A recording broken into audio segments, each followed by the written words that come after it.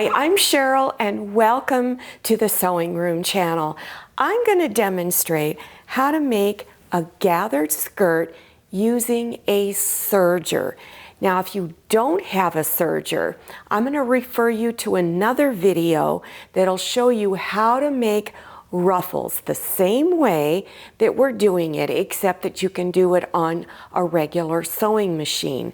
Now, this particular skirt is a child size skirt. I'm going to make an adult size in this video, but you can make this for any age, any size, big, little, in between. You can put as many layers on this skirt as you like. So let's get started.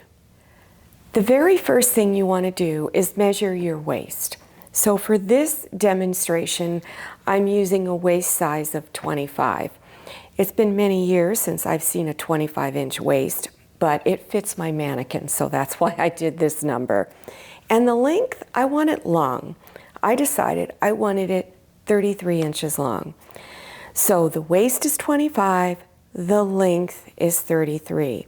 Because I want to do 3 different layers of ruffles, I need to decide how wide they're going to be. I want them all the same width. So I divided 3 into 33 inches. So each width of these strips going from top to bottom is 11 inches. Now, if you want to add in more for, let's say, hemming on the bottom strip, you can do that if you need to. But this is just helping you calculate all of this right here.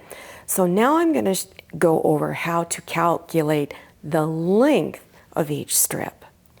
Now, because on some of my numbers that I came up with, they were came out to like a fraction, 0.25, 0.50. So you can always round up to the next highest number because it is a gathered skirt. Whether something's off a ½ inch or more is not going to make that big a difference. So if some of my numbers seem a little odd to you, it's because I decided to round up.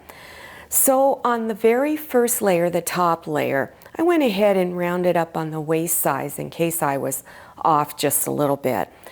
So you want to take that measurement, your waist size, and multiply it times 1.5. And that comes out to 38 inches. Now you want to take that 38 inches and multiply it again by 1.5 for your middle layer.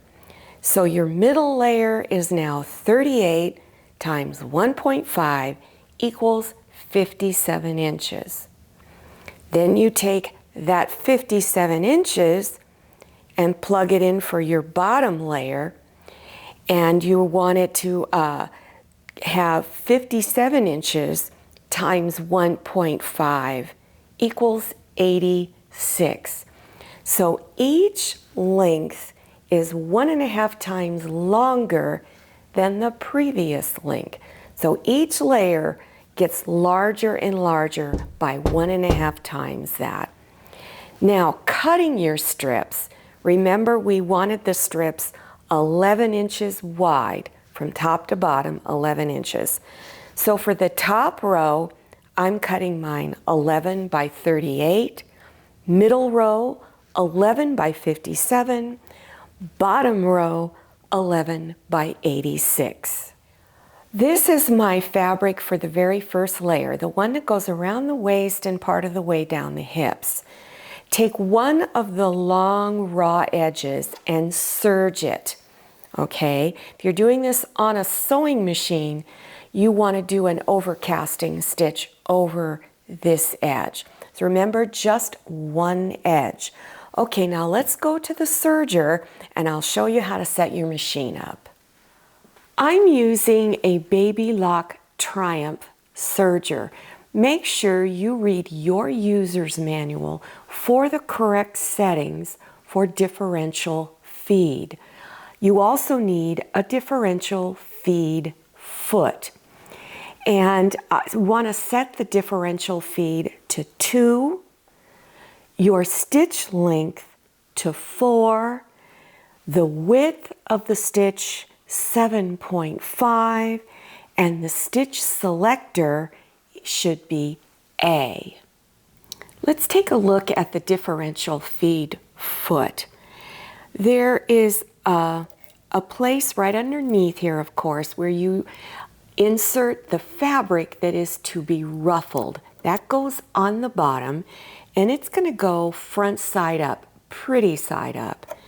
Then there's another little slit right in here, and the fabric that is not to be ruffled is inserted in there. And you also need to set your machine to a slower pace, because if you're used to going really fast on your serger, you don't want to do that on this, because you're trying to guide two different fabrics at different paces, and so this is what's important. So here's my fabric that is to be ruffled. This is the pretty side, front side of it. This is the back. So put the back side down with the pretty side up and insert it and push it right up against your cutter blade, and then lower the presser foot. Then just do a few stitches to where the machine begins to catch this fabric. And just go slow. You don't want to do too many. Lower your presser foot. I'm going to do just a couple more. All right, that's all you need to do. It's just a few. Now, here's the fabric that is going to not be ruffled. Now, remember how I told you to serge one edge? You don't want to put that edge in your machine. You want to take the raw edge on opposite sides of it and insert it into that little slit. Now, I have these long tweezers that I really like. I've probably had them for 40 years, and it helps me to use the tweezers to push it inside that slit. Now, you want to push it all the way as far as it'll go. So it takes a little bit of time to get it in there, but once you get it in there, and I'm going to lift up the presser foot just a little bit, and I'm going to push it all the way back up against the needle. All right, and then just go real slow and try to catch it. So take a pair of tweezers or something to hold that fabric back there, and do a couple of stitches until you see it catching the fabric. Okay, it has. Now you're all set. Your bottom fabric, you want to just guide it. You don't want to pull on it in any way. You just want to guide it and make sure it's going in straight. Your top fabric, with your other hand, you're going to pull it slightly to the right, just a little bit, because it has a tendency to want to go left. So you're going to want to pull it to the right a little bit, and also pull on it a little. Not too much, but enough to where the fabric that's underneath will begin to gather, and that's what's important. So go slow. Now, my two fabrics that I'm using, one is 100% cotton quilting fabric, and then the other fabric on top is a very lightweight denim. It's very, very thin. Sometimes it's a little difficult to do the stitches when you're using a little bit heavier fabric, so your ruffling may not be as much as you like. But if you're using the same types of fabrics together, then you're probably going to get a little bit more ruffle. So I'm going to guide the bottom fabric and pull on this top fabric and go slow.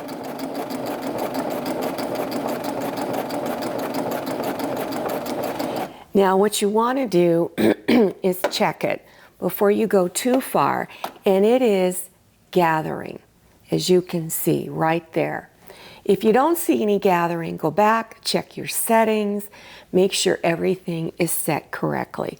So then just continue. Another thing you want to do is, when you're doing a great big skirt, You want to continually smooth your fabric out because it has a tendency to bunch up and it could wind up curling up and getting underneath the presser foot, and you don't want that to happen. So just continue on.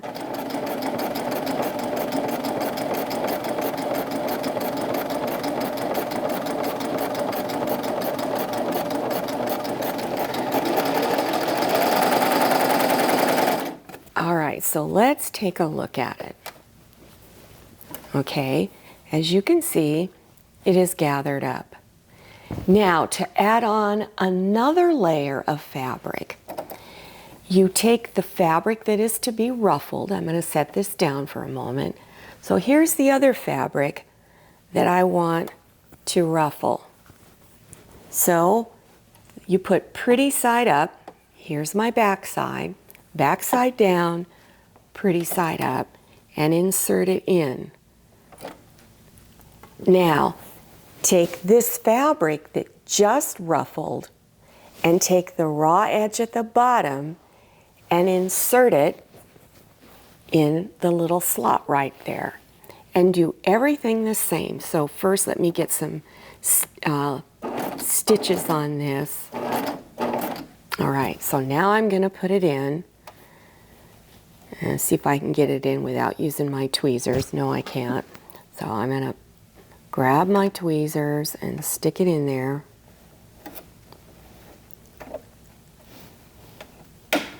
And I also have a bum right hand, so it's a little more challenging for me than the average person.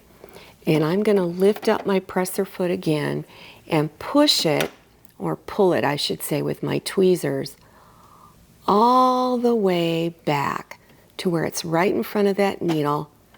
Lower my presser foot and do a few stitches until you know that it's caught that top fabric, and repeat it again. You're going to just guide the bottom fabric and tug a little bit on the top fabric, pulling it slightly to the right, and continue.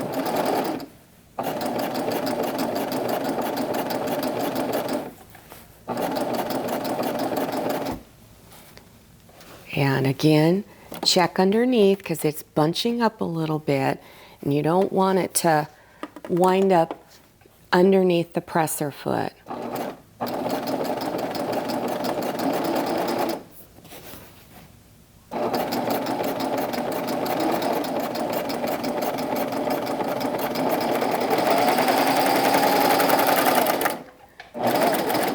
Okay, so here is the third layer.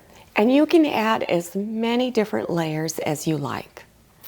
So this is what it looks like after you've got all 3 layers stitched together. Now you're going to probably be a little worried when you look at your very end here. So it is going to come out uneven because you don't know how it's going to feed that fabric through. So you have plenty of fabric to get all the way across, and so whatever is left over, you want to just take a long ruler and trim the excess off. Now I just want to point one thing out to you that I had to do on this. Let me find it. Okay. On my second and third layer, I didn't have strips of fabric long enough. So I serged those edges together to get a piece long enough. After you've trimmed the 2 edges, then you want to bring those 2 ends together. So bring the pretty side of the fabric, which is called front side or right side, bring it together and pin it.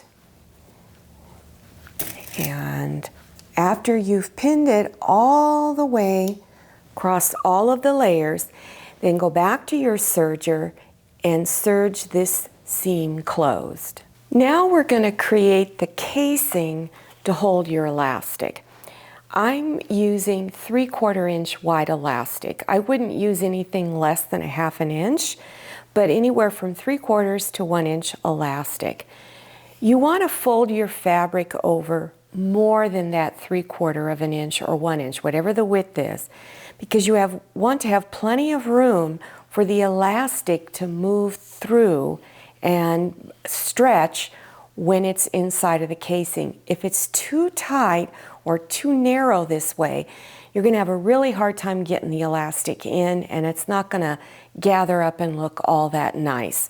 So what I recommend you do, whatever elastic you're going to use, lay it down and make sure you have a little bit of give on each side of the casing, because I'm going to stitch my casing closed right on the edge of where the serger stitch is, right here. Also, leave at least a 2 or 3 inch wide opening for you to insert the elastic once the casing is stitched. Cut your elastic the same size as your waist. Then put a straight pin, a large straight pin at one end. And then go to your opening and insert it in. And you want to just start gathering it up. Just keep pushing the fabric through, pulling on one end, and you keep doing it until you come out the other end. Now that you've come out the other end, you want to take the two ends and just pin them together. Use your safety pin. Pin them together and try the skirt on. You don't want it too loose, you don't want it too tight. You want to make sure you can get it up over your hips. Then, once you've got it to where you want it to be, then stitch the ends together. I stitched kind of a square pattern. So I stitched down one way, left my needle down, lifted my presser foot, turn it, stitch some more, did the same thing, leave the needle down, turn this, and keep stitching around. And I went around about 2 times. Now fold this back over the casing and stitch the casing closed. I'm just going to show you a really basic hem. You just fold the bottom edge of the skirt over about 1/2 inch and press and go all the way around and press it. Then fold it again 1/2 inch and press all the way around the edge. And then stitch close to this inside folded edge all the way around. Another thing that you can do is use a twin needle to do a double row of stitching. The smaller skirt here was done with a twin needle, so you can see what that looks like. And then the skirt I just made in this video was stitched down with a single row of stitching. Well, here's the skirt. It's all done. I thought it turned out really nice. And this skirt doesn't take all that long to make. You could make this in a day. And of course, the child size, probably in just a few hours. If you're interested in other serger projects, check below your YouTube screen. And I really do hope you enjoyed this video. So look for other beginner projects of all types of sewing down below your YouTube screen. Don't forget to follow me on Instagram and check out my Facebook page. Thank you so much for watching. I'll see you next time, and happy sewing. If you like the Sewing Room channel, one of the best ways to show your support is to subscribe by clicking on that red subscribe button and give this video a thumbs up. And don't forget to click on share to share this video with your friends. And make sure you click on the bell so you receive notifications for all my new videos. I'm Cheryl. This is Manny. See you next time.